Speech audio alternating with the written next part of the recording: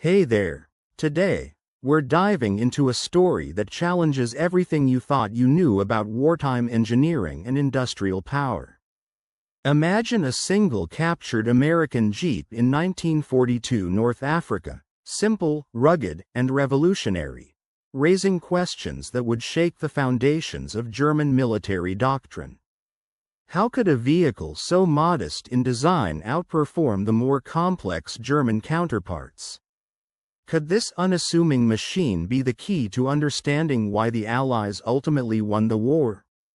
What if I told you that the Americans produced over 640,000 Jeeps during the war, while Germany managed just 50,000 Kubalwagons? Numbers that reveal a fundamental difference in strategy? Consider that the Jeep's engine was so straightforward that even untrained soldiers could repair it in the field, while German vehicles often required specialized parts and labor. How did this focus on mass production and simplicity give the Allies a logistical advantage that German engineers could only dream of? And here's the question that ties it all together. How did this small, seemingly insignificant vehicle symbolize a shift in global manufacturing power? One that transformed post-war Germany from a defeated foe into an industrial leader. In this video, we will trace the journey from battlefield discovery to the rebuilding of a nation, revealing how the lessons learned from this rugged vehicle laid the groundwork for decades of technological and economic revival. The story of the Jeep is no longer just about a wartime utility. It's about the triumph of practical engineering over the illusion of perfection, and how that insight reshaped the world. So, are you ready? The most revealing chapter starts right now. November the 12th, in the year 1942, a day etched into the harsh and unforgiving landscape of the Western Desert in North Africa. An American vehicle, captured and abandoned, lay silently near the remains of a destroyed British supply convoy. Its crew had fled in haste, overwhelmed by the relentless pressure of the encroaching enemy and the deteriorating situation, leaving behind their equipment and hopes for rescue. Convention within the Wehrmacht, Germany's military administrative and operational doctrine, dictated that any abandoned equipment should be either destroyed to prevent enemy use or left behind if deemed too difficult or time-consuming to recover. Yet, the commanding officer of the reconnaissance unit had other ideas, driven not by protocol but by curiosity and a keen sense of opportunity. He ordered his most skilled mechanic to be called forth, with a simple yet crucial instruction: "Bring me that vehicle. I need to understand whether we might find a way to put it into our own service." What unfolded over the next half-hour challenged everything that their training and experience had led them to believe about the technological superiority of German engineering. The revelation did not burst like a thunderclap. Rather, it emerged gradually, an insidious realization that grew in clarity with each careful inspection. The small, worn placard affixed to the dashboard read simply, "Willys MB," a designation that meant little to the Wehrmacht at the time. The Americans, who called it a Jeep, had created a vehicle that, in the eyes of these seasoned mechanics, was about to change their understanding of military mobility. The first significant discovery was made when they opened the hood, a task that revealed much about this seemingly humble vehicle. The engine bay was spotless, meticulously clean, suggesting that its designers had prioritized ease of maintenance and rapid repairs, attributes invaluable in the chaos of battlefield conditions. The wiring was color-coded, the components clearly labeled, and the layout arranged for quick access. No specialized tools, no complicated procedures. Everything appeared designed for simplicity, for field servicing by personnel with only basic mechanical knowledge. In their 2 decades of experience working on German military vehicles, the senior mechanic had never encountered such an ingeniously straightforward design. Every bolt, every piece, looked standardized and interchangeable, reflecting a clear intention for mass production. The engine, what Americans called the "Go Devil," displaced roughly 134 cubic inches and produced 60 horsepower at 4,000 rpm. By European standards, this did not scream power, it was modest. However, the underlying engineering philosophy was revolutionary. This engine was not crafted to be the most advanced or the most powerful. It was designed to be simple, reliable, and, most importantly, mass-producible. The simplicity was evident in every aspect. A mechanic with minimal training could service this engine using only common tools, no specialized wrenches or complex procedures requiring factory-trained technicians. It was a blueprint for wartime efficiency, a vehicle intended for use by farm boys, factory workers, or soldiers with limited mechanical expertise, who might need to repair it under the most adverse conditions. By November of that year, the stark contrast between American and German approaches to vehicle design was unmistakable. The United States would produce over 640,000 Jeeps over the course of the war, a number that underscored their commitment to standardized, mass-produced, easily maintained equipment. Meanwhile, Germany would manage to produce just over 50,000 Kubalvar, their equivalent reconnaissance and utility vehicle, far fewer in number, and often more complex in design. This disparity was not merely about numbers, it represented divergent philosophies. The Jeep epitomized American manufacturing ingenuity at its best: standardization, simplification, and the ability to produce large quantities using semi-skilled labor with interchangeable parts. It was a vehicle built for efficiency and resilience, adaptable to a variety of terrains and maintenance scenarios. The officers, observing the ongoing examination, approached and posed a direct question. "Well, can we use it?" Their voices held both curiosity and a faint hope that they might turn this captured American vehicle into an asset. The senior mechanic, choosing his words carefully, responded, "This vehicle is remarkable. It's clearly designed by someone who understands the demands of field conditions." His tone conveyed both admiration and a recognition of the vehicle's ingenuity. One officer, a firm believer in the superiority of German engineering, frowned slightly but listened as the mechanic continued, pointing to the four-wheel drive system. "Look at this transfer case," he said, indicating the mechanism. A single lever engages four-wheel drive. Simple, efficient, and quick to operate. He paused, emphasizing the contrast. Our Kubalvar wagons require multiple operations, and many lack four-wheel drive altogether. The primary light vehicle in the Wehrmacht's arsenal, a Volkswagen Type 82 Kubalvar, was an excellent machine in many respects, but it was far more complex and less adaptable on the battlefield. The mechanic's words underscored a fundamental difference in design philosophy. The American Jeep was conceived with practicality in mind, emphasizing ease of repair. The design of the vehicle reflected the meticulous craftsmanship characteristic of German engineering, where every detail was carefully considered.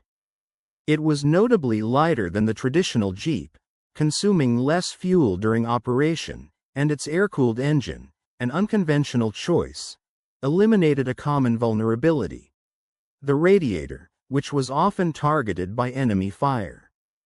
Despite these advantages, the vehicle carried a major flaw that would soon become apparent in the field. This flaw was its sole drive configuration. It was rear-wheel drive only.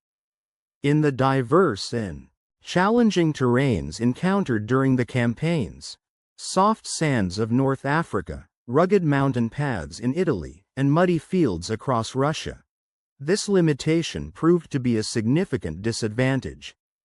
Unlike this vehicle, the Jeep was capable of providing power to all four wheels whenever necessary, an essential feature in such demanding environments.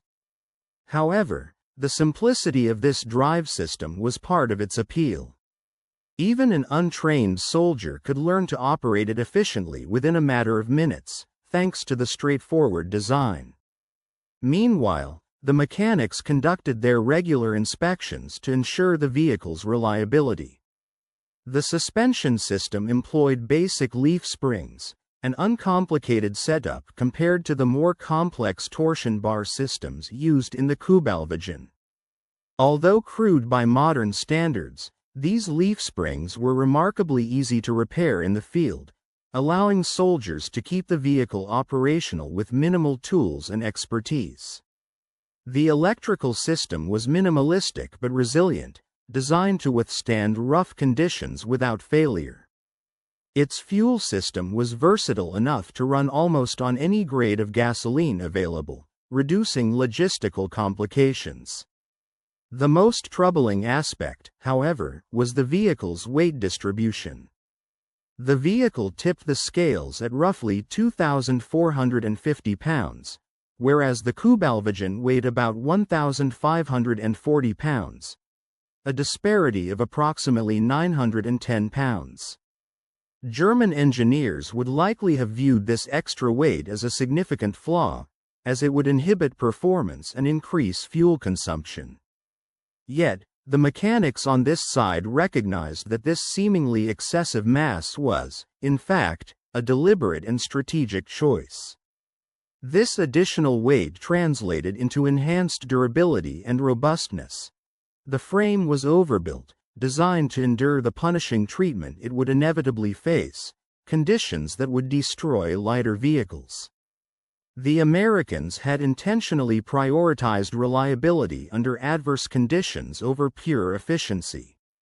They constructed a vehicle expecting it to be misused, overloaded, and subjected to terrains and handling that no engineer would consider ideal or even acceptable. Yet, it was engineered specifically to survive these scenarios, not to operate optimally under perfect conditions. This approach was a stark contrast to the myth of American engineering incompetence portrayed in some earlier Wehrmacht training films. Instead, it was a pragmatic engineering philosophy rooted firmly in real-world operational needs rather than theoretical perfection. Following its return to the forward position, the vehicle underwent a rigorous testing period that spanned the next 3 days. The mechanics pushed it to its limits, driving through soft sand where the Kubalvar struggled to gain traction, loading it beyond its rated capacity, and subjecting it to brutal treatment that would have crippled most ordinary vehicles. Despite everything, the Jeep remained resilient, absorbing the punishment without faltering. In terrains like soft sand, where rear-wheel drive vehicles typically required meticulous driving techniques and often became immobilized, the Jeep exhibited remarkable capability, powering through with ease. Its low-range gearing allowed it to crawl over obstacles at walking speed, a feat the Kubalvar's reduction hubs could not match despite their design. Word of this performance rapidly spread through the Africa Corps, and the vehicle's reputation grew. It became clear that the American-made vehicle outperformed the German equivalents in nearly every meaningful aspect. Officers and mechanics from other units soon arrived to examine it firsthand, captivated by its performance. Their reactions followed a familiar trajectory. Initial skepticism gave way to begrudging respect, which then turned to dismay as the full implications became evident. One supply officer, who had previously worked in German automotive factories before the war, spent an entire afternoon analyzing the vehicle. His assessment was straightforward and unfiltered. It encapsulated the fundamental difference in strategic approach. He explained that while the Germans aimed to produce vehicles of near-perfect engineering for maximum efficiency and performance, the Americans prioritized ease of manufacturing and durability in battle. In total war, the practicality of a vehicle, its ability to be produced quickly, repaired easily, and withstand harsh conditions, became far more crucial than achieving absolute engineering perfection. This philosophy reflected a deep understanding of the realities of combat, where reliability and resilience often matter more than raw speed or elegance. Sycans seized yet another convoy, and amidst the chaos, they managed to capture a handful of American Jeeps, which quickly became prized trophies. These vehicles, with their rugged simplicity and impressive reliability, sparked a new wave of admiration among German soldiers and mechanics alike. The captured Jeeps, especially those still in running condition, were eagerly examined, their design features scrutinized in detail, revealing a level of engineering that contrasted sharply with the more refined but less production-focused German approach. Soldiers and technicians began to understand why these machines were so highly valued in desert combat zones, where the ability to quickly replace parts and maintain mobility often meant the difference between victory and defeat. Within the ranks, informal networks of German mechanics began to flourish, sharing knowledge about how to maintain, repair, and even improve these American vehicles. They pooled their resources and expertise, exchanging information on parts compatibility and repair techniques that could be learned on the spot or shared across units. A clandestine black market for captured American military equipment also emerged, where complete, operational Jeeps could fetch prices far beyond what one might expect for a simple vehicle, simply because of their exceptional performance in the harsh desert environment. The value of these Jeeps was not merely in their mechanical utility but also in their strategic advantage, providing mobility and logistical flexibility that the Germans desperately needed. By the middle of the year 1943, the Afrika Korps had amassed a significant number of these captured vehicles, with dozens of Jeeps now in active service or awaiting repair. Their presence was a testament to their proven endurance and adaptability in extreme conditions. German mechanics and soldiers, recognizing their value, shared maintenance tips and repair strategies openly, creating an informal network of knowledge that helped keep these vehicles operational under intense combat conditions. The widespread use and admiration of the American Jeeps underscored a critical realization.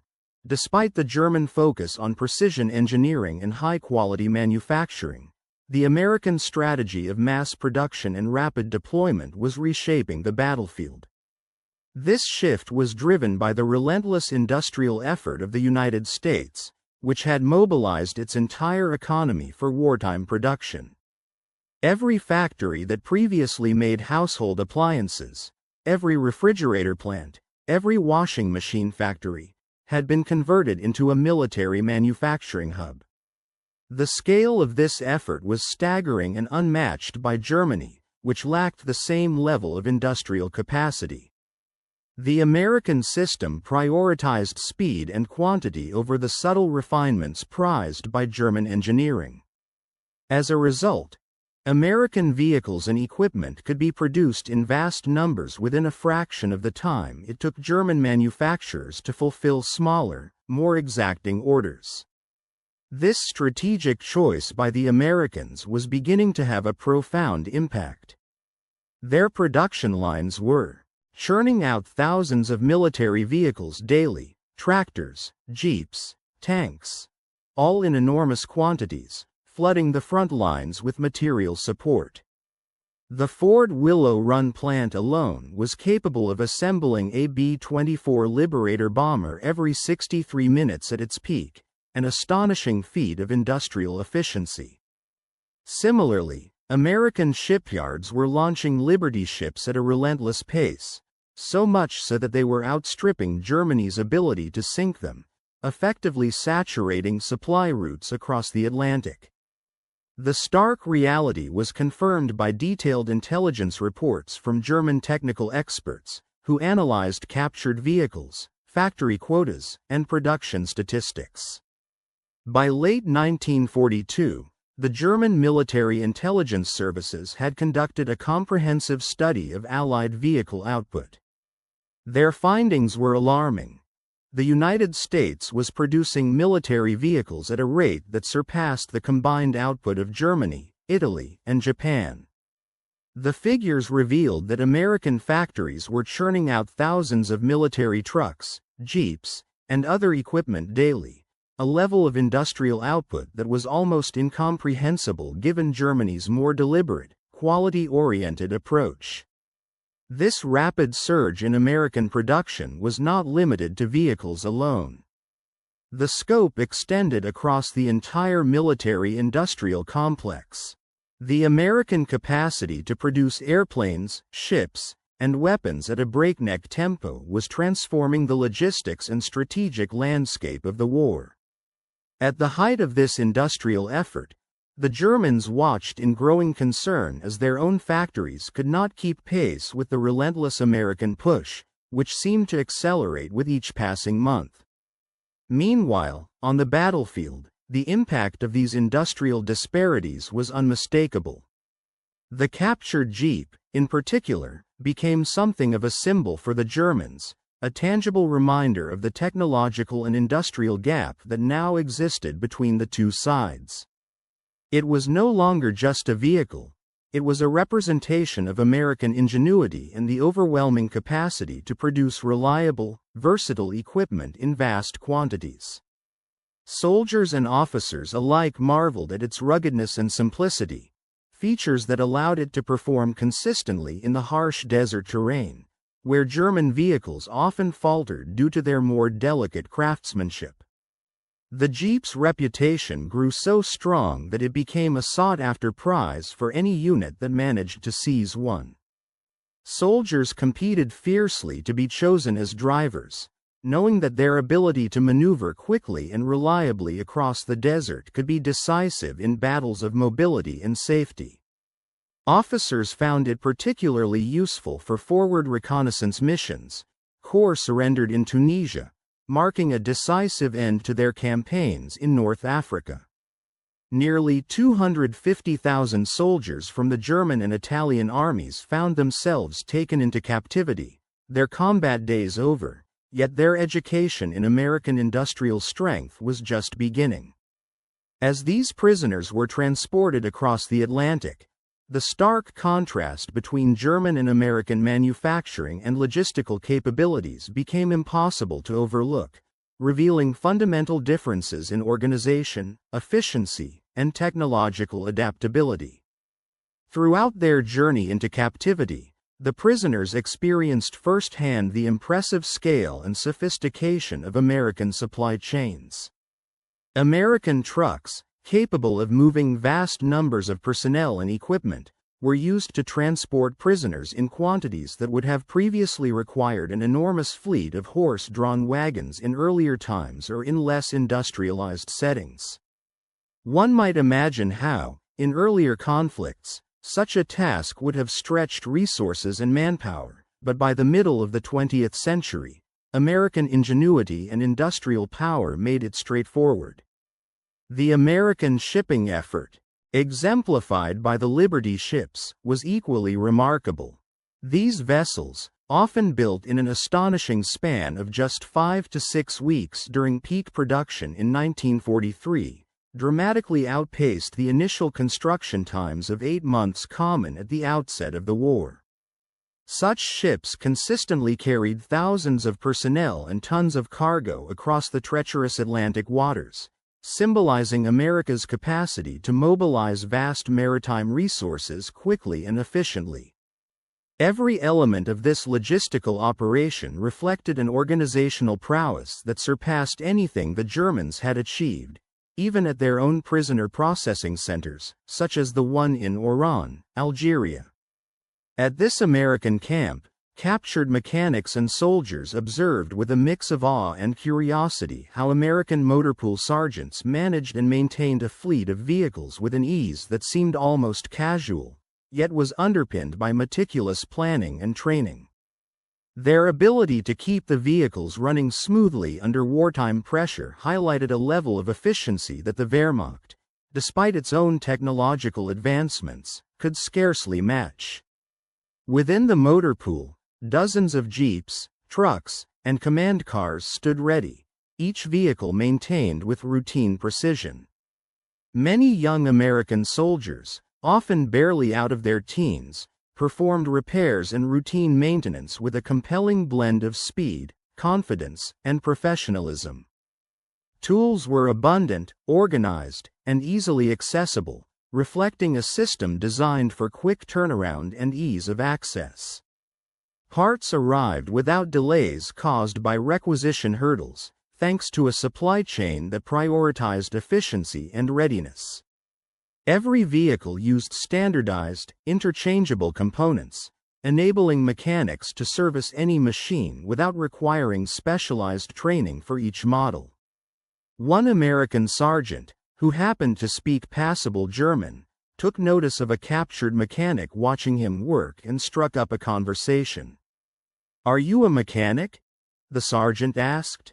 "First was Africa Corps vehicle maintenance," the prisoner replied, a hint of pride in his voice. The sergeant grinned, recognizing the skill behind the words. "Well, no war for you now, but I bet you've got questions," he said. "Come on, I'll show you around. Not like you could steal anything anymore," he added with a chuckle. What ensued was an informal but educational afternoon, during which the sergeant patiently explained the American approach to vehicle maintenance and logistics with unguarded honesty.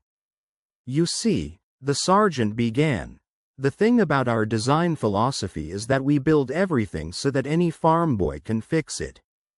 Most of our guys never saw a vehicle engine before basic training, so we make it simple. Color-coded wires, standard bolts, clearly labeled parts, everything's designed for ease of repair." He continued, "We also have manuals written at about a 6th grade reading level. The idea is, if something breaks, anyone can fix it without calling in a specialist. It's all about simplicity and accessibility." The captured mechanic scrutinized a disassembled Jeep engine, which bore the unmistakable signs of American engineering. Every component was neatly marked with labels, and the maintenance manual laid out detailed illustrations and step-by-step instructions that even a novice could follow. In terms of production, the sergeant shrugged thoughtfully. "I don't have the exact numbers, but I'd say we're cranking out thousands of these every week. They keep rolling off the lines faster than we can ship them out. The factory output is staggering." He explained how the sheer volume of production meant that if a vehicle broke down, the American soldiers often simply swapped it with another rather than repairing it immediately.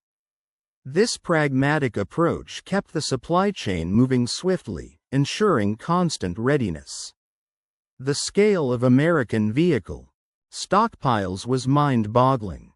The motor pool at this single forward supply base contained more vehicles, jeeps, trucks, command cars, than entire German divisions had possessed at their peak, and this was just one small unit amid the broader war effort. The sergeant kept the tour going, highlighting the capabilities of the trucks they used. "Dodge trucks," he said, "that can haul loads which would require 2 German transport vehicles and more. An extensive stockpile and a well-organized system to quickly supply whatever was required. If a specific piece was unavailable, the mechanics could often adapt and use an alternative, sometimes even cannibalizing damaged vehicles to extract the needed components, all while ensuring minimal downtime. This flexibility was a hallmark of American military logistics and maintenance practices, setting them apart from traditional European methods. The German approach, in contrast, emphasized precision, specialized tools, and strict adherence to factory standards. While this yielded excellent results under stable, peacetime conditions, it struggled to keep pace during the chaos of wartime mobilization. The American system, on the other hand, prioritized operational availability, practicality, and speed, recognizing that maintaining constant vehicular readiness was paramount in a war situation where delays could be catastrophic. Throughout the 2 years spent at various camps and depots, American mechanics and supply personnel demonstrated a remarkable ability to sustain their fleet of vehicles despite the relentless pace and unpredictable circumstances of wartime. Their efforts ensured that soldiers in uniform had reliable transport, capable of enduring the rigors of combat and the demands of long supply lines, without the delays and complications that often plagued European logistical systems. The synergy between manufacturing, maintenance, and logistics created a self-reinforcing cycle that made the American war machine both robust and adaptable. Vehicles could be repaired and returned to service swiftly, enabling armies to keep moving and fighting with minimal interruption. This logistical agility became a decisive advantage, allowing the United States and its allies to sustain prolonged operations across continents. In summary, the American military's emphasis on standardization, component interchangeability, and flexible maintenance practices was not just a matter of manufacturing efficiency. It represented a fundamental shift towards a holistic logistical philosophy that prioritized rapid repair, ease of service, and operational readiness. This approach proved essential in transforming their military vehicles from mere transportation tools into resilient assets capable of supporting a comprehensive war effort over many years and vast distances. In the midst of wartime logistics and manufacturing, the facilities were well stocked with countless spare parts and tools, ensuring that every need was promptly met. Whenever a tool was required for maintenance or assembly, the toolroom was quick to supply it without delay, maintaining the relentless pace of production and repair. When a vehicle reached the end of its useful life or suffered irreparable damage, it was promptly replaced by another, keeping the operational flow uninterrupted. During this time, a noteworthy friendship developed between a German mechanic and an American soldier. The latter had previously worked for the Ford Company before the outbreak of the war. This American soldier demonstrated extensive knowledge of the automotive industry, sharing his background with the mechanic. He recalled, "Before the war, I worked on the assembly line at Willow Run," describing it as Ford's massive bomber plant located just outside Detroit. He explained that it was the largest factory in the world at that time, proudly housing the production of the B-24 Liberator bombers. Starting in 1942, they had ramped up production rapidly. By last year, when the soldier was drafted, the plant was completing one bomber every single hour. This meant that every hour, a fully assembled, 4-engine heavy bomber rolled off the line, which was an astonishing feat. When calculated, it amounted to 24 bombers produced per day, leading to a monthly output exceeding over 700 aircraft. The question that naturally arises from such staggering numbers is, how was such a level of production even possible? The answer lay in the principles of mass manufacturing, pioneered by Henry Ford himself. Ford revolutionized the way complex machinery was built by introducing a systematic approach, breaking down complex manufacturing processes into simple, repeatable steps. This approach eliminated the need for highly skilled artisans to craft each part individually. Instead, every worker could be trained to perform a specific, simple task repeatedly. For instance, a young worker fresh from a farm could be taught within a week to install a particular type of bolt at a designated spot. By coordinating 1,000 such workers, each performing their single task efficiently, the factory could achieve incredible output levels. This was the core distinction between American and German wartime production. While German factories relied on skilled craftsmen meticulously building smaller quantities of high-quality products, American factories focused on producing adequate quality items in vast quantities through semi-skilled labor. The American soldier elaborated further by comparing the production of military vehicles like Jeeps. He pointed out that companies like Willys Overland and Ford produced identical models of the Jeep, adhering to the same specifications. These vehicles were designed to be perfectly interchangeable, so much so that a Willys Jeep could fit into a Ford assembly line and vice versa. This interchangeability simplified both manufacturing and maintenance. Mechanics only needed to learn to repair one vehicle type, rather than a multitude of variants. The significance of such uniformity was profound. If one factory was bombed or had operational issues, another could seamlessly step in to continue production. Maintenance was streamlined as well because mechanics only had to master one model, drastically reducing training time and complexity. By contrast, the German military's vehicle inventory was notoriously complicated, comprising dozens of different truck models from various manufacturers, each equipped with unique parts and requiring different maintenance procedures. They also used captured vehicles from across Europe, adding to the chaos. The Germans faced logistical nightmares, as the lack of standardization meant incompatible systems and parts, which complicated repairs, slowed down supply chains, and hampered wartime mobility. In comparison, American logistics were notably more efficient, enabled by the consistent design and standardization of parts. The genius of American wartime manufacturing lay in designing vehicles and equipment with manufacturability as a primary goal from the very beginning. When the U.S. military issued the requirements for the Jeep in 1940, they provided only 75 days for companies to develop a prototype. Remarkably, Willys Overland succeeded in delivering a working prototype within 49 days, well ahead of schedule. Following this, Willys and Ford refined the design further to facilitate mass production, emphasizing simplicity in manufacturing, maintenance, and repair.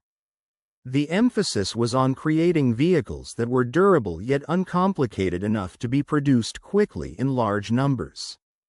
The captured mechanics, who had inspected countless Jeeps, recognized this fundamental truth. The vehicle was functional but not elegant.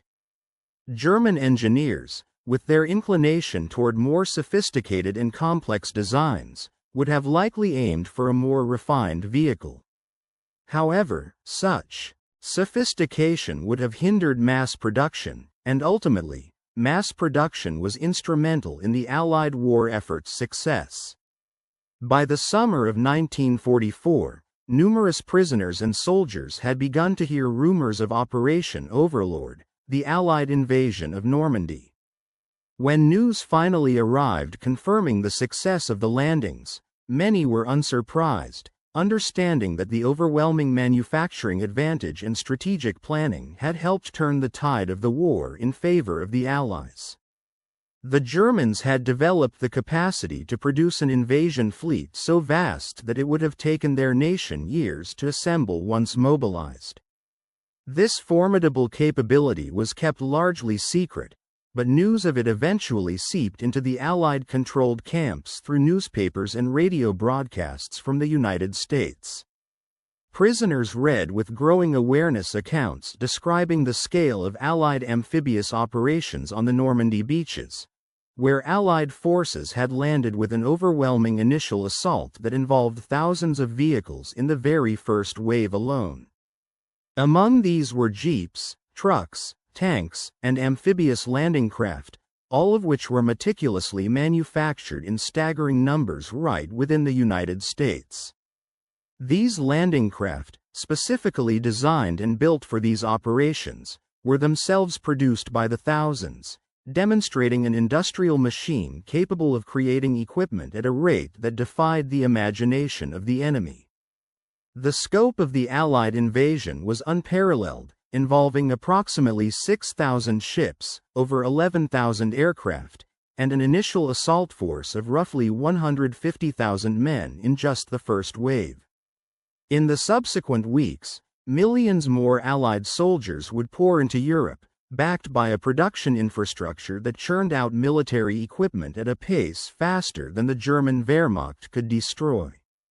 Observing these developments, German prisoners of war began to reflect on their initial confidence in victory before the war's outbreak, confidence rooted in a belief in German technological superiority.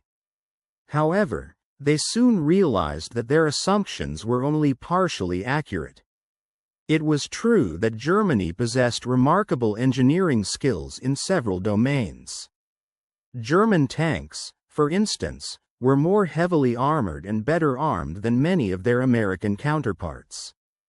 German aircraft often featured more sophisticated designs, and their small arms were regarded as excellent in quality. Yet, despite these technological and engineering advantages, such superiority was rendered largely irrelevant by the sheer scale of American industrial output. The United States could produce 5 tanks for every single German tank, 10 trucks for every German truck, and 100 jeeps for each Kubalwagen, the German military's standard light vehicle. One afternoon in a motor pool, prisoners watched in awe as American soldiers loaded jeeps onto transport trucks, preparing them for shipment to the front lines in Europe. Each jeep was driven up the loading ramps with casual confidence by a young private, who seemed unfazed by the monumental task. Less than an hour later, dozens of vehicles, each one vital for replacing losses and establishing new units, were loaded and ready for dispatch. One German mechanic, observing this scene, was struck by a startling realization. This single operation at a camp in Texas, where American vehicles were being prepared for export, represented more military equipment than his entire division had possessed in North Africa. This scene of relentless production was repeated daily at camps and depots across the United States, illustrating the vast scale of American wartime mobilization. Mathematically, the disparity was impossible to ignore. Germany, having mobilized its entire economy for total war, had been forced to divert vital civilian production toward military needs, stripping factories of their usual civilian outputs. Despite this, in 1943, German military vehicle production was less than 100,000 units across all types, a number dwarfed by the over 2 million military vehicles produced by America in the very same year. The quantitative gap was staggering, but the differences went even deeper. American vehicles were specifically designed for the realities of war. They emphasized ease of maintenance, featured interchangeable parts, were straightforward to operate, and were built with rugged reliability in mind. In contrast, German vehicles, while highly engineered to meet peacetime specifications, often proved impractical during sustained combat.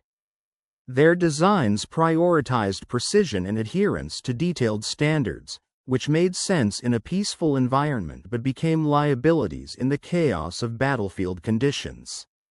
In November of 1944, news arrived at the camp about a significant German offensive in the Ardennes forest. The battle that would later be called the Battle of the Bulge, marking Hitler's last major gamble on the Western Front. This offensive depended heavily on capturing American fuel supplies, as Germany had exhausted much of its own fuel reserves and could no longer sustain widespread armored operations without significant resupply. Of greater concern were reports about Operation Grief, a covert German commando campaign led by Otto Skorzeny, which involved using captured American military equipment.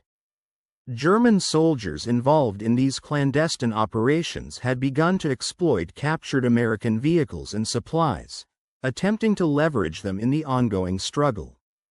This relentless mobilization and logistical effort underscored a fundamental truth of the war.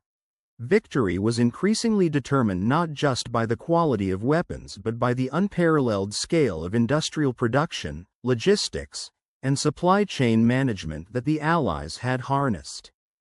The German military, despite its technological advancements, was overwhelmed by the sheer ability of the United States to produce vast quantities of functional, reliable equipment, each vehicle and piece of machinery a testament to an industrial might that ultimately tipped the balance decisively in favor of the Allies. Equipped with captured jeeps, donning American uniforms, and carrying forged identification documents, a small team was tasked with infiltrating the Allied lines.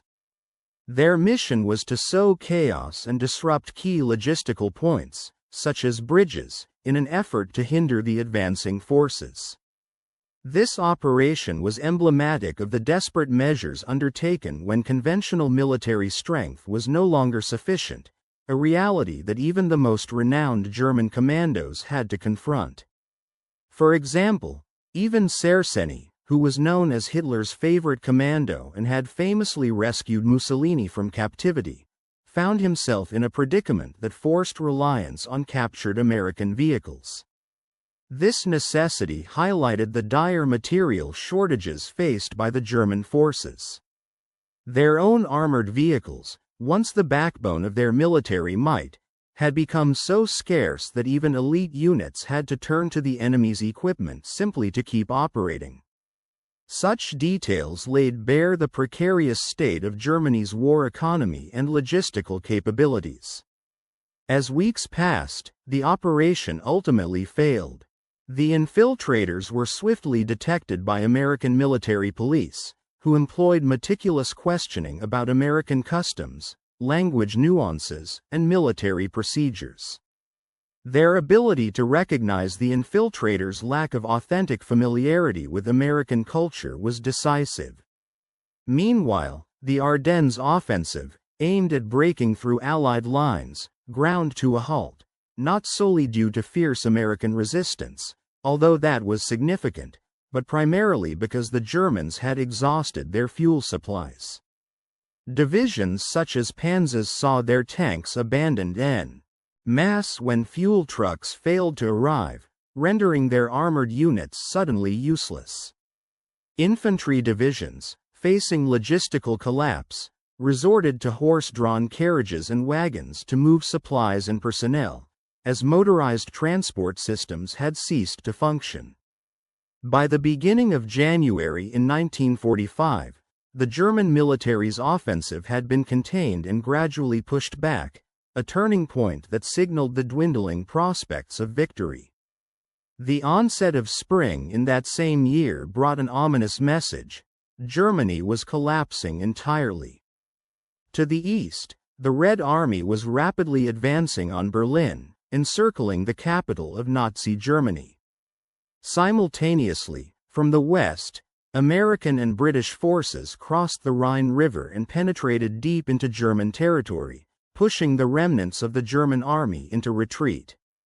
Amidst this chaos, in the German camp's motor pool, mechanics continued their relentless work, repairing and maintaining vehicles for an army that was no longer capable of defending its homeland. These mechanics, however, felt no triumph in their labor, nor did they experience shame. They understood that Germany's defeat was not due to a lack of courage or technical skill among its soldiers. Instead, the catastrophe stemmed from a fundamental miscalculation. Challenging powers whose industrial capacity and production scale Germany could never match. Their industrial might, the very backbone of their military efforts, had been overpowered by the relentless might of Allied manufacturing. One afternoon in April, an American soldier approached a group of these mechanics with a simple yet profound message: Germany had surrendered. The war in Europe was finally over. The mechanics nodded quietly, a gesture filled with both relief and a sense of inevitability. They had anticipated this outcome for months. It was the result of relentless combat and resource depletion. A question lingered among them. What would happen to them now? The soldier reassured them, saying, "You'll go home eventually. Probably not immediately, since there's plenty of logistical work to handle first, but you will go home." This notion prompted a mechanic to reflect deeper. He considered what home, would mean after everything they had endured, Germany reduced to rubble by relentless bombing campaigns, occupied by foreign armies, its cities reduced to ruins by the very manufacturing power that once produced the Jeep he had examined years earlier. The thought weighed heavily on him. Then, the American asked, "You're a smart guy. Did you really think Germany could win?" The mechanic paused before responding, carefully choosing his words. "Before the war, yes, we believed that German craftsmanship and efficiency would be enough to overcome the American advantage in numbers and resources," he said. "We had seen American products before the conflict, and many of them seemed inferior compared to German engineering. We assumed our military equipment would be superior as well." He took a deep breath and continued, "But it wasn't. It wasn't just about quality, it was about effectiveness in wartime. When we first examined that Jeep in 1942, we realized we had made a fundamental mistake. We had conflated peacetime quality with wartime practicality. Your Jeep wasn't necessarily better engineered than our Kubalvar in absolute terms. Its real strength lay in design for mass production and performance under field conditions, especially in total war." The American nodded in recognition, acknowledging the insight. "Yes, we build products that are adequate but can be produced quickly and in huge quantities," he agreed. The two men fell silent, each contemplating the true factors that had determined the outcome of the war. In that shared moment of understanding, two mechanics in the quiet moments of the post-war chaos, as the dust settled over the shattered city of Bremen, alone. Mechanic made his way through the remains of what once had been a thriving metropolis. It was now January of 1946, and he had just arrived, having navigated the intricate maze of Allied control stations before finally being granted passage. The devastation around him was overwhelming: crumbling buildings, broken streets, and piles of rubble stretching for miles in every direction. Yet, amid the chaos and destruction, his keen eyes caught sight of an unexpected detail: American vehicles, numerous and in constant motion. Everywhere he looked, there were Jeeps ferrying Allied officers along the shattered thoroughfares, trucks unloading relief supplies at strategic points, and motor pools where German civilians worked side by side with Allied soldiers.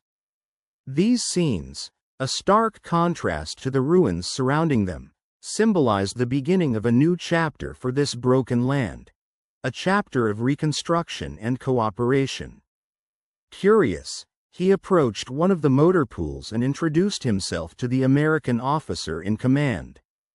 His command of English, acquired over years of captivity and hardship, was adequate enough to communicate his intentions clearly. He addressed the officer, saying, "Sir, I am a former Oberfeldwebel of the Afrika Korps, recently repatriated from Camp Hearn in Texas."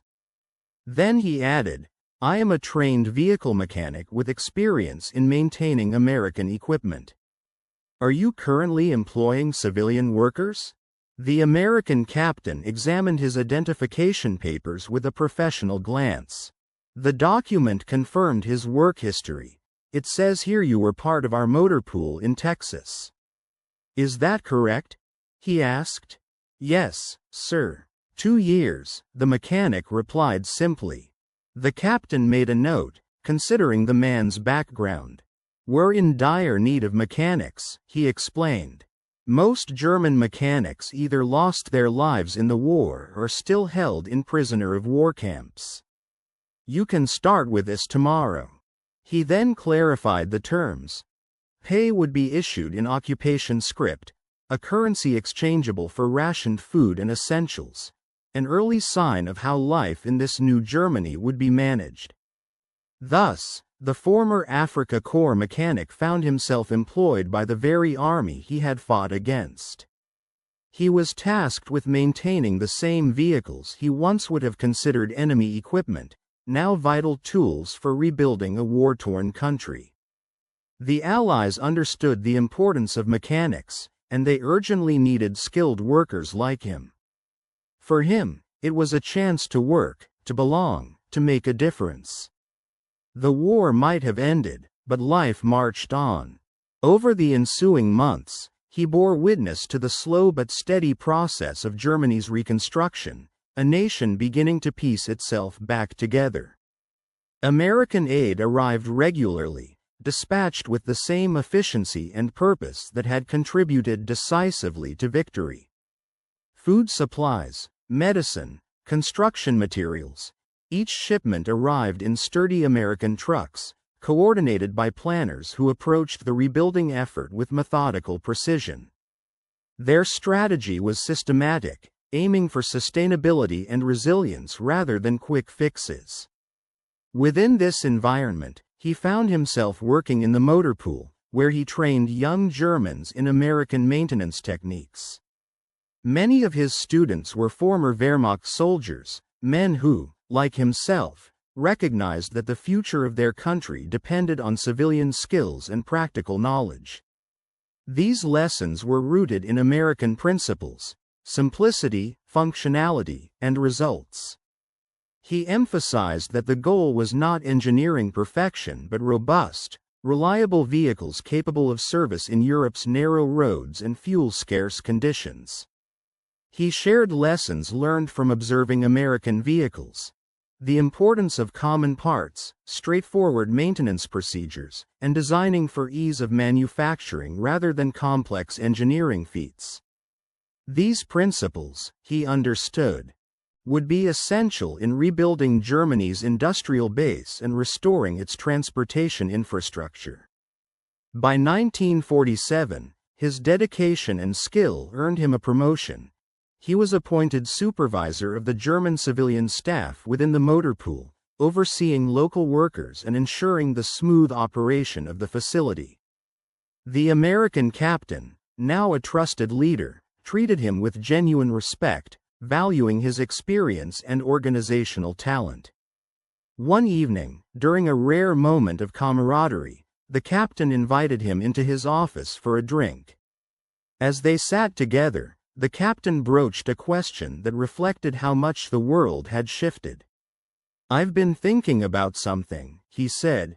"Given your extensive experience working with both German and American vehicles, if you were tasked with designing a vehicle specifically for post-war Germany, what would it look like?"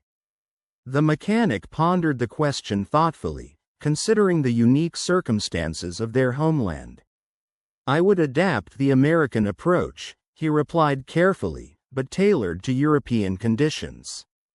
The vehicle would be smaller than a Jeep, emphasizing fuel efficiency and maneuverability in narrow streets, yet still embodying the same core principles of simplicity and durability. It would feature common parts, easy maintenance, and be designed with manufacturing in mind rather than striving for engineering perfection. Europe's limited fuel supply and congested roads. Nodding thoughtfully, he acknowledged the strategic insight. The funds from the Marshall Plan would serve as a catalyst for revitalizing German industry, particularly its manufacturing sector. Already, German engineers were studying American methods in detail, eager to learn and adapt. The envisioned future was clear. It would be an era of mass production modeled after American practices, yet tailored to the specific needs and conditions prevalent in each local context.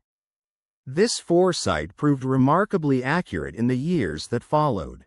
Over the subsequent decades, West German industry embraced the core principles of American manufacturing, such as standardized parts, assembly line techniques, and efficient workflow, while diligently preserving their renowned attention to quality and craftsmanship. This harmonious blend of efficiency and excellence ignited an economic revival. Germany, once ravaged by war, transformed into a formidable economic power, becoming a leading force in global manufacturing and trade.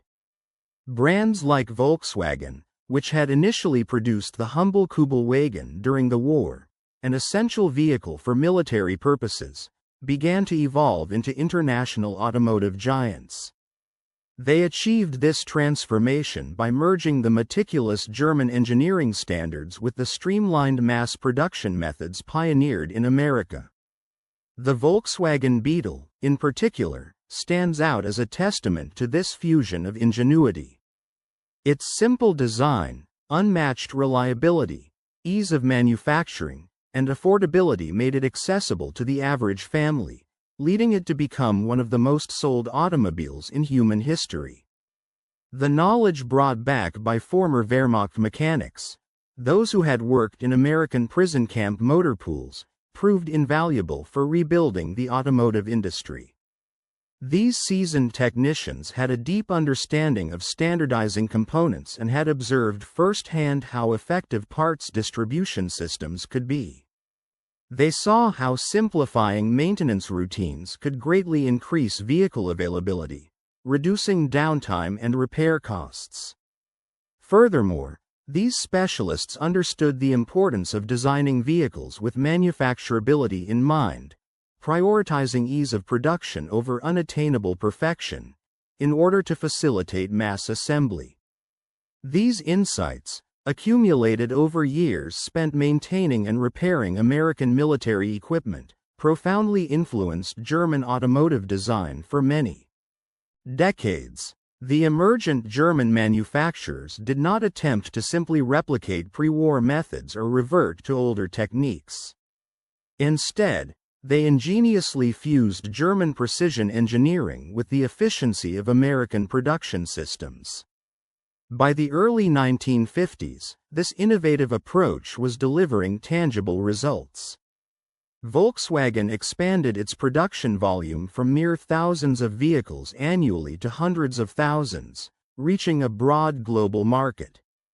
Mercedes-Benz adopted assembly line techniques while steadfastly maintaining their standards for quality and luxury.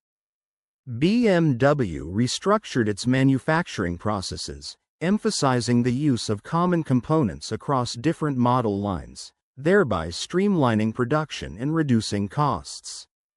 This period of extraordinary economic growth, the so-called economic miracle, owed much to these strategic manufacturing advances. West Germany emerged as a dominant export nation, selling vehicles and machinery around the world that perfectly balanced dependability with affordability. The synthesis of German precision and American mass production methods created a new kind of product, something neither could have achieved alone in the pre-war era. U.S. Army historian Hugh M. Cole, who conducted interviews with Wehrmacht generals after their surrender, documented their perspective on the significance of American manufacturing contributions. Cole observed that German military leaders admired the Jeep more than any other piece of American weaponry or equipment. Not the formidable B-17 bombers, not the Sherman tanks, nor the artillery pieces, but the simple, utilitarian Jeep. To them, it symbolized the manufacturing philosophy that had ultimately contributed to the Allied victory in the war. Even General George C. Marshall himself lauded the Jeep as America's greatest contribution to modern warfare. Such praise was no exaggeration. The Jeep embodied core principles: standardization, durability, simplicity, and ease of production that revolutionized not only military logistics but also had profound effects on post-war global manufacturing. Its influence extended into the realms of standard parts, streamlined assembly procedures, and a focus on reliability rather than unnecessary sophistication. By November of that transformative era, the Jeep had become a symbol of a new approach, one that prioritized practical, robust design and efficient production processes. These principles laid the groundwork for the widespread industrial and economic success that followed, shaping the future of manufacturing long after the guns had fallen silent. In the year of 1943, the United States Army had amassed a significant amount of intelligence and technical data concerning the various captured vehicles of the German Wehrmacht, particularly the Kubalwagen series. Thanks to this extensive knowledge, they published a comprehensive technical manual designated as TME 9803, which served as an authoritative guide detailing the operation, maintenance, and repair procedures for these German military vehicles. This manual was officially released on June 6, 1944, a date that coincided with D-Day, the legendary Allied invasion of Normandy. Its publication proved to be remarkably timely, as it enabled American soldiers, who had landed in France and were encountering a variety of captured enemy equipment, to effectively utilize and understand the sophisticated systems of the Kubalwagen series. Knowing how to operate these vehicles remotely gave the Allied forces a strategic advantage, transforming captured enemy machinery into usable assets on the battlefield. In stark contrast, the Wehrmacht never issued a similar manual for the American-made Jeep, despite the fact that they had captured thousands of these vehicles during their campaigns across Europe and North Africa. The reason for this was strategic and indicative of fundamental differences in approach to vehicle design. The Jeep, due to its intuitive layout and straightforward mechanical systems, did not require a manual for effective operation. German mechanics could easily figure out how to operate and maintain the Jeep without prior instructions, relying instead on their innate mechanical aptitude and experience. The Jeep's simplicity was its strength, designed to be user-friendly, requiring minimal specialized knowledge to keep it running. This stark difference in the approach to vehicle design underscored the core philosophical divergence between the two military powers. The Kubalwagen was a complex, highly engineered machine, requiring detailed manuals translated into multiple languages to ensure that mechanics could understand its intricate systems. It was a product of meticulous German engineering, emphasizing precision and sophistication. Conversely, the Jeep embodied the American ethos of simplicity and practicality. It was meant to be easy to operate, repair, and mass produce, with minimal training needed, making it a true workhorse of the Allied armies. As the decades passed, reunions of veterans from the war began to take place, starting in the 1960s. These gatherings served as occasions for former soldiers to reconnect, share stories, and reflect on their experiences. Among these veterans were many who had served in the Afrika Korps, some of whom had been captured during the fighting in Tunisia. Their reunions often involved reminiscing about the vehicles they had encountered and operated during the war. In the year of 1967, during one such informal gathering, an impromptu discussion arose about the relative merits of the vehicles used during the conflict.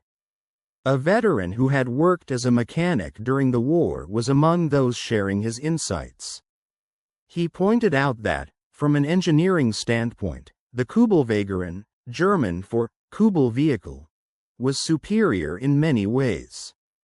It was lighter, more fuel efficient, and particularly well suited for desert conditions, mainly because its air-cooled engine offered distinct advantages in hot climates. However, he also acknowledged that the Jeep was superior when it came to the demands of modern warfare. Its four-wheel drive system provided excellent traction across varied terrains, and its design facilitated easier maintenance. The modularity and widespread availability of common parts meant that repairs could be carried out quickly in the field. Most critically, the Jeep was producible in enormous quantities, an advantage that turned out to be decisive in the long run. An older officer present at the gathering, who had commanded a reconnaissance unit during the war, nodded thoughtfully as he recalled his first encounter with a Jeep. He remembered capturing his first Jeep in 1941. At that time, they had thought it looked crude compared to the more complex vehicles used by the Germans. It took many months of observation before they realized that this simplicity was, in fact, a form of elegant efficiency. The Jeep was not crude but cleverly designed, focusing on utility rather than unnecessary complexity. By the year of 1943, the necessity of reliable vehicles in combat had become clear to all units. Many soldiers enthusiastically adopted captured jeeps because they proved to be more dependable under fighting conditions. Another veteran added that the most sobering realization for him was acknowledging that the United States was producing more jeeps in a single week than Germany could produce Kubalwagens in an entire year. This fact was a turning point for many, an unmistakable indicator that victory would likely hinge not solely on combat tactics but also on the sheer scale of industrial capacity. This realization underscored a fundamental truth that emerged from these conversations. The Germans recognized the technical excellence of the Kubalwagen, which was respected as a well-engineered vehicle. Nonetheless, they understood that the American production capacity embodied in the Jeep, and the broader industrial might it symbolized, had been the decisive factor in the outcome of the war. It was not just about the combat effectiveness of the vehicles themselves but what they revealed about the disparity in manufacturing capability between the two powers. Throughout the commandant of the adversary envied the prowess of American logistical operations. For while the American supply convoys could traverse hundreds of kilometers within a single day, the German supply lines, constrained by the slow pace of mounted horses, barely managed 30 kilometers daily under favorable conditions. When examining the causes for their defeat, German generals consistently attributed their shortcomings not to tactical or strategic blunders, but to the stark material disparity that favored their opponents. German soldiers had fought bravely and with great skill. Their courage remained evident on the battlefield. Likewise, German officers often made sound tactical decisions, yet their industrial capacity was insufficient to produce the vast amounts of equipment necessary to sustain prolonged operations against foes with overwhelming material advantages. This material gap became painfully evident through the image of the Jeep, which emerged as a stark symbol of this disparity. Every German soldier who encountered one could immediately grasp its significance.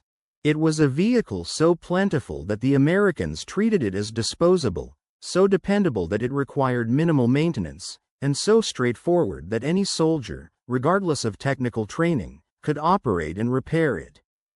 Its effectiveness was undeniable, prompting German units, when the opportunity arose, to prefer captured jeeps over their own standard vehicles whenever possible. These versatile vehicles represented more than just transport. They embodied the industrial and logistical superiority of the United States during the war. In the year 1976, the United States Army initiated a significant change by replacing the iconic Jeep with a new tactical vehicle, the HMMWV, or Humvee. The Jeep had served faithfully for an extraordinary span of 35 years, an exceptional lifespan for any military vehicle. Many of these vehicles remained in service well beyond their initial deployment, with reserve units and allied militaries continuing to use them for decades afterward. That same year, Volkswagen commemorated a milestone, celebrating the production of their 1 millionth VW Golf, a model that, like the Jeep before it, stood as a testament to successful engineering and mass production.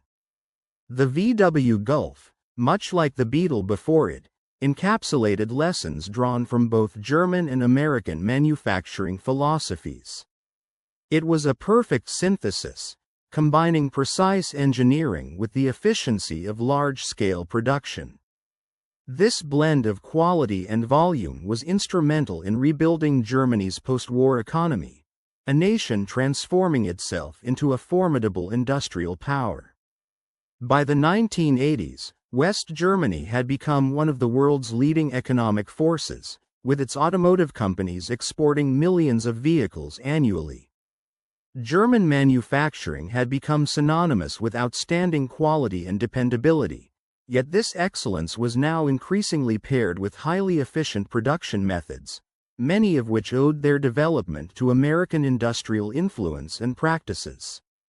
The bonds between German innovation and American efficiency persisted into the late 20th century. The final reunion of the Africa Corps veterans took place in 1998. Fewer than 25 veterans attended, all of whom were in their 70s or 80s, survivors of a conflict that had ended over 50 years earlier. During their gathering, someone mentioned that a local museum had recently acquired a restored Willys MB Jeep. Most of the veterans expressed a strong desire to see it. They gathered around the old vehicle, these elderly men who, once upon a time, had been young soldiers fighting in Africa.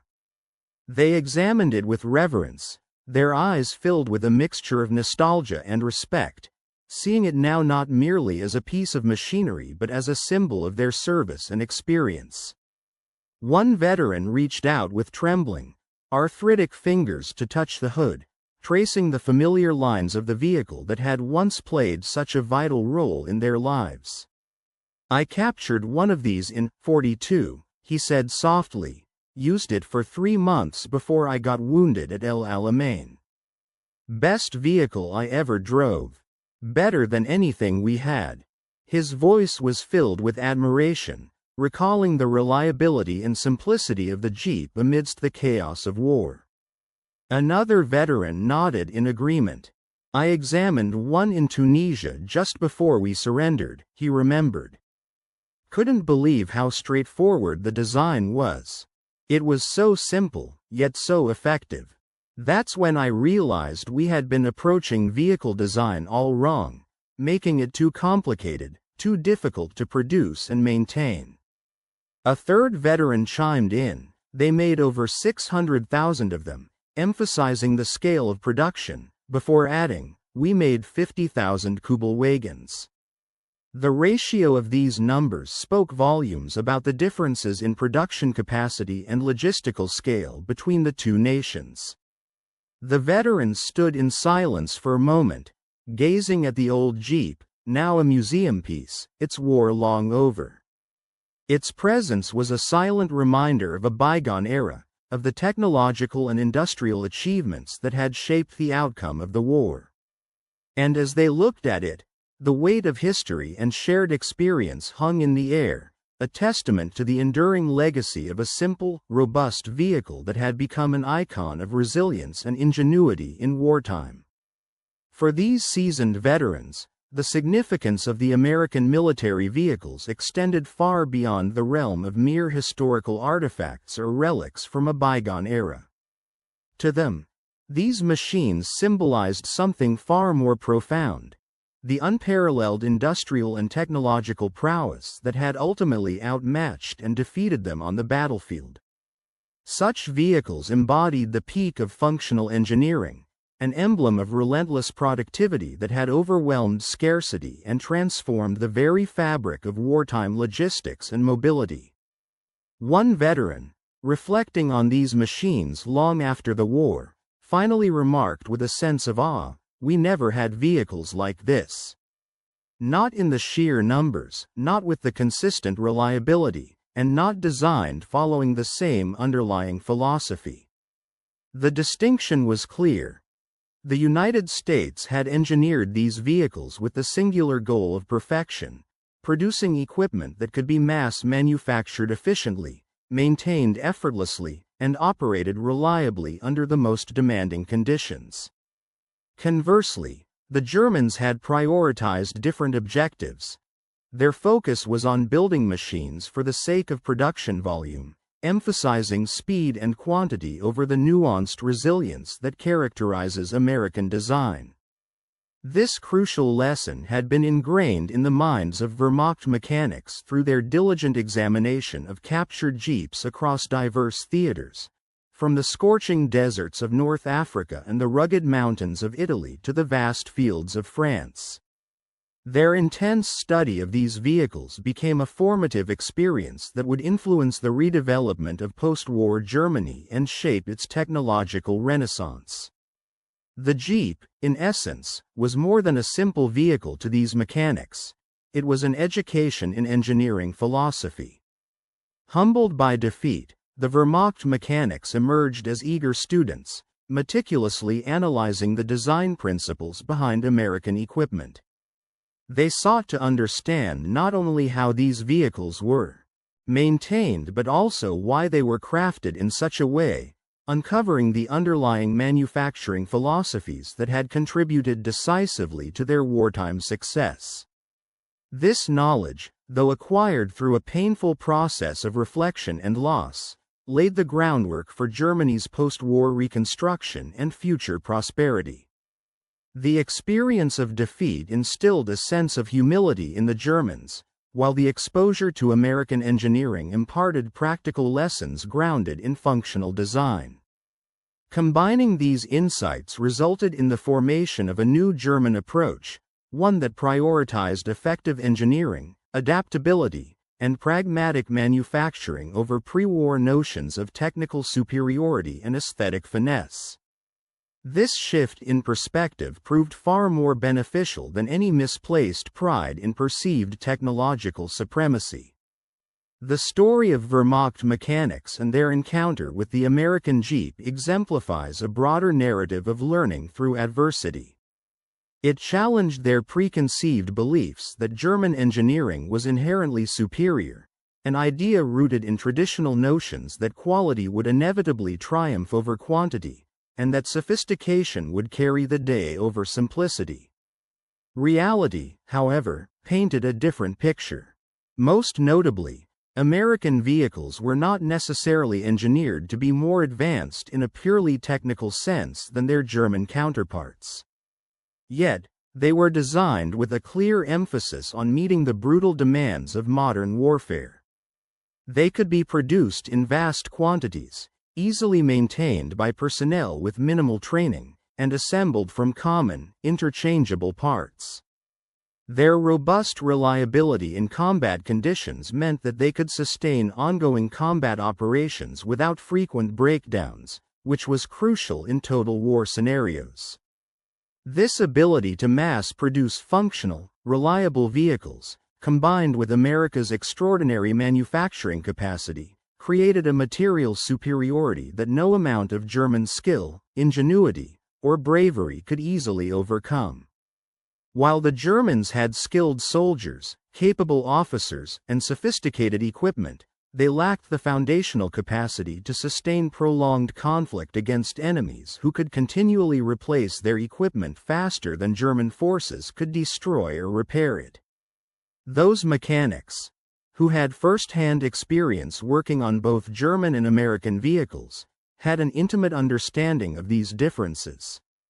They had observed the operation of both systems, worked on machines designed around contrasting philosophies, and seen how each performed under combat conditions.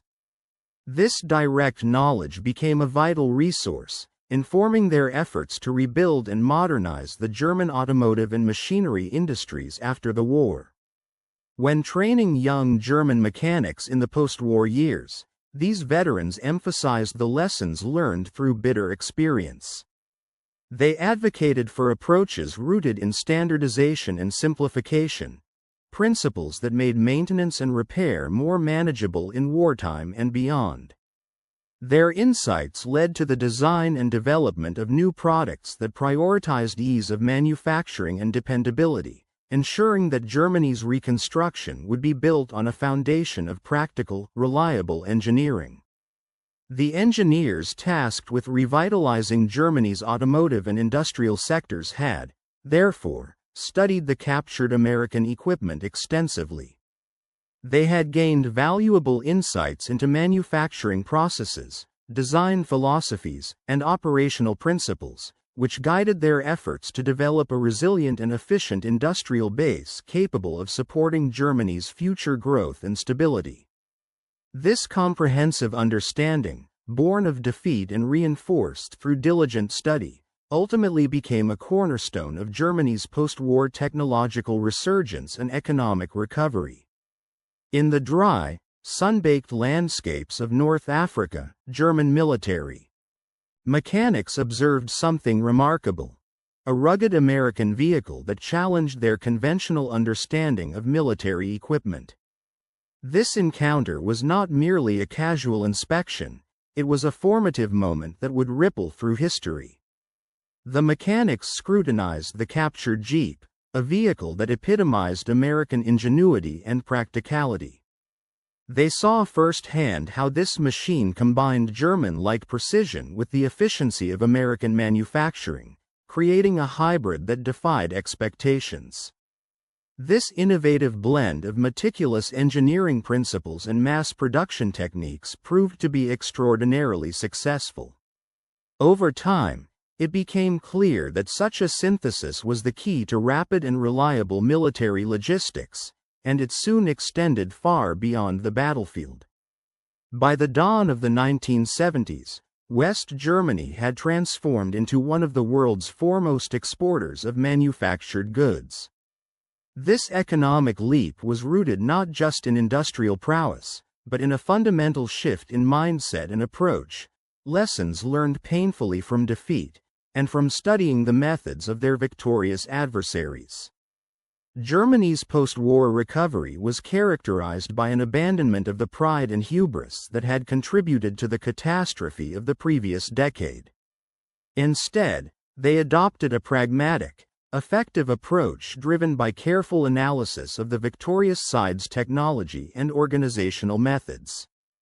The humble Jeep, which had been a mere wartime utility vehicle, played a surprising but crucial role in this transformation.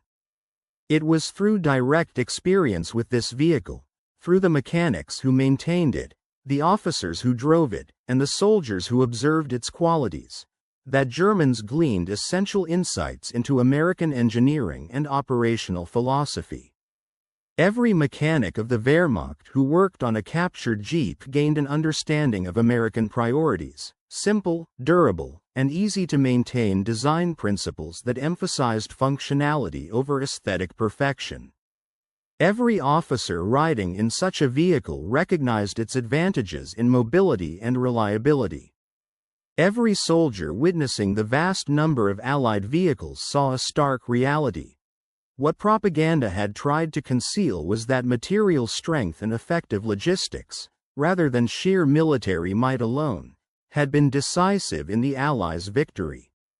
This shared experience among hundreds of thousands of German soldiers and prisoners fostered a widespread realization that Germany's defeat was primarily a consequence of material disadvantages rather than outright military inferiority. It shifted the entire perspective on post-war reconstruction. German leaders and engineers, instead of trying to restore pre-war practices that had proved insufficient, began to look outward and adopt American manufacturing techniques. They prioritized mass production, designing vehicles and equipment for ease of manufacturing and robustness, rather than striving for flawlessness that was costly and difficult to produce. The mechanics who had first encountered the Jeep in the North African desert could hardly have envisioned how profoundly their initial impressions would influence the future. As they worked on the vehicle, they sought to understand its capabilities, assess whether such an approach could be adapted for German use, and, ultimately, learned essential truths about engineering, production capacity, and operational efficiency. These insights would not only shape their own careers but also influence the rebuilding of a nation. Though many of those mechanics have since passed away, taking their direct testimonies into the grave, the lessons they internalized continue to resonate universally. Today, every modern vehicle designed for mass production and ease of maintenance carries a trace of the philosophy embodied by the Jeep. Each standardized part reflects American influence on global engineering standards, emphasizing interoperability and reliability. The focus on dependability and simplicity echoes the lessons learned in the motor pools where Wehrmacht mechanics maintained captured American equipment. This enduring legacy of the Jeep is more than just a story of wartime utility. It is a lesson in manufacturing principles that transformed industries worldwide.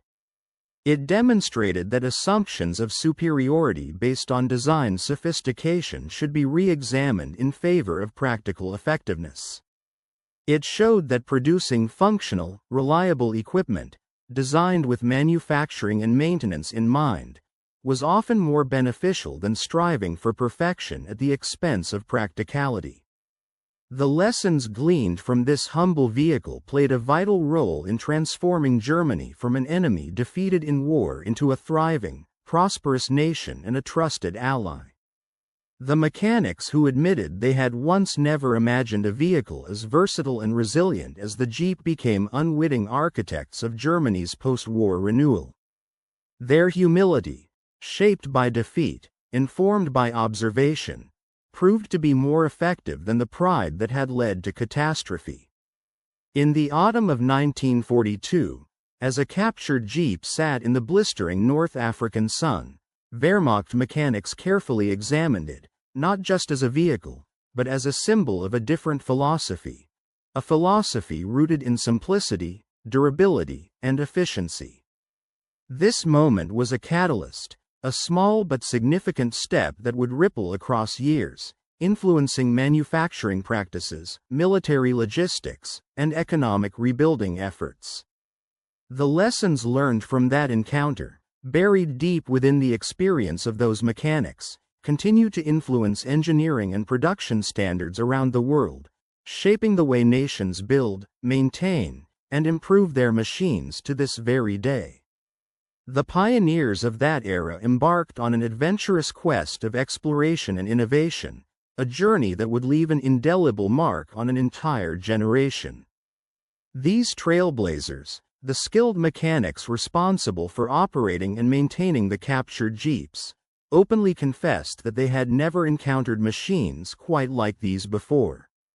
Their frank acknowledgement of the Jeep's unique design and capabilities signified more than just a technical revelation. It represented the dawn of a new understanding that would eventually lead to the reconstruction and revitalization of their nation. This moment of honest recognition served as a crucial stepping stone, inspiring a collective pursuit of knowledge and progress that would shape the future of their homeland for generations to come.